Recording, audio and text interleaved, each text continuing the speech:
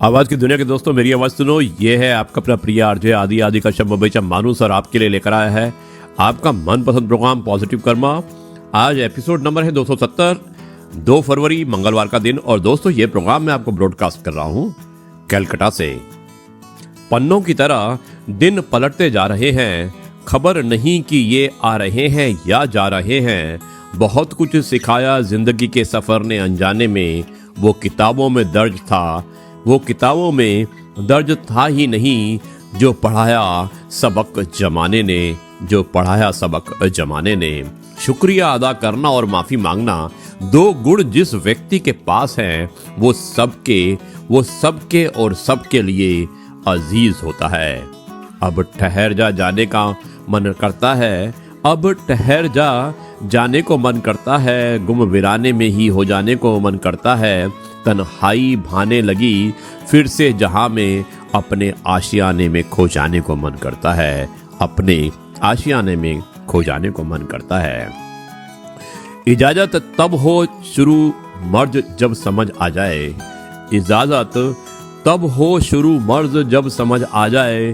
दर्द हर वक्त है पर घाव तो दिखता नहीं, वह मुझसे यह तो कहता है कि मैं तुम्हारा हूँ, वह मुझसे यह तो कहता है कि मैं तुम्हारा हूँ। वह कहता है यह बस लगाव तो दिखता नहीं, दिल की कसक में जला होगा इस बार फिर से, दिल की कसक में जला होगा इस बार फिर भी। हकीकत में जला अलाव तो दिखता नहीं, हकीकत में जला अलाव तो दिखता नहीं। दोस्तों, ये कविता लिखी थी डॉक्टर अनामिका पांडे, जो हमारी बहुत अच्छी दोस्त है, और बहुत ही अच्छी कविता लिखी थी और बहुत ही बारीकी से उन्होंने बताया है जिंदगी के अपने तजुर्बों को।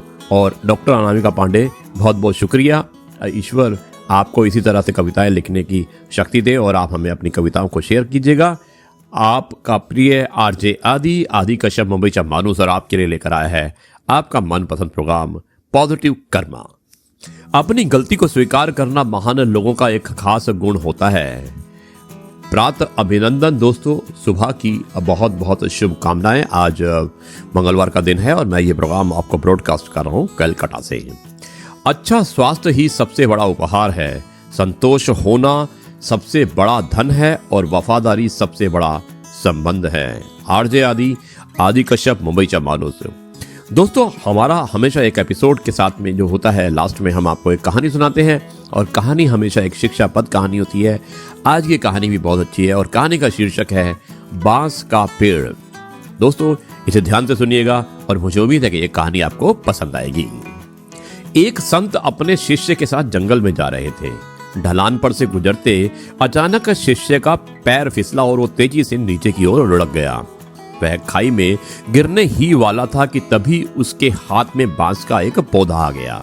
उसने बांस के पौधे को मजबूती से पकड़ लिया और वो खाई में गिरने से बच गया। बांस धनुष की तरह मुड़ गया, लेकिन ना तो वह जमीन से उखड़ा और ना ही टूटा। वो बांस को मजबूती से पकड़कर लटका रहा। थोड़ी देर बाद उसके गुरु पहुंचे। उन्होंने हाथ का सहारा देकर शिष्य को ऊपर खींच लिया।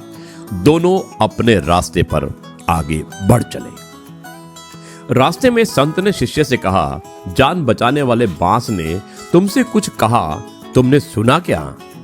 शिष्य ने कहा, नहीं गुरुजी, शायद प्राण संकट में थे इसलिए मैंने ध्यान नहीं दिया, और मुझे तो पेड़ पौधों की भाषा भी नहीं आती। आप ही बता दीजिए उसका क्या संदेश था। गुरु मुस्कुराए। उन्होंने कहा कि खाई में गिरते समय तुमने जिस बांस को पकड़ लिया था वो पूरी तरह मुड़ गया था, फिर भी उसने तुम्हें सहारा दिया और तुम्हारी जान बचा ली।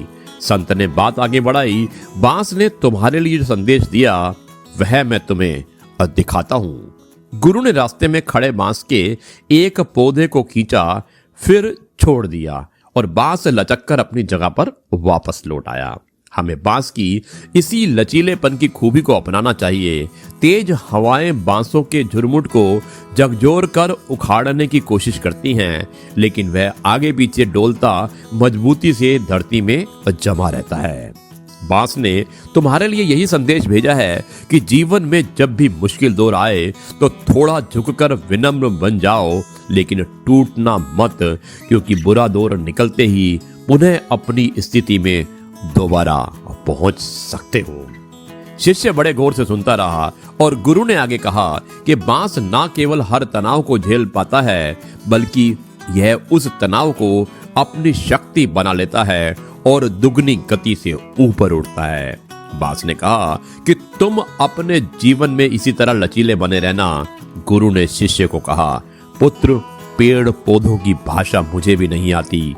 बेजुबान प्राणी हमें अपने आचरण से बहुत कुछ सिखा देते हैं। दोस्तों, ये थी कहानी और आपने देखा होगा कि किस तरह से बांस से हमने बहुत कुछ सीखा है और मैं उम्मीद करता हूं कि इस कहानी को आपने पसंद किया होगा। आप मुझे लिख सकते हैं 9833880402 पर।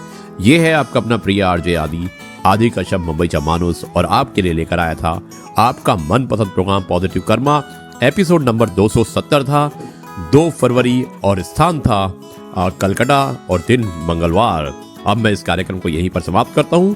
कल आपसे फिर एक बार मुलाकात होगी एक नई कहानी, नए किस्से और नई बातों के साथ।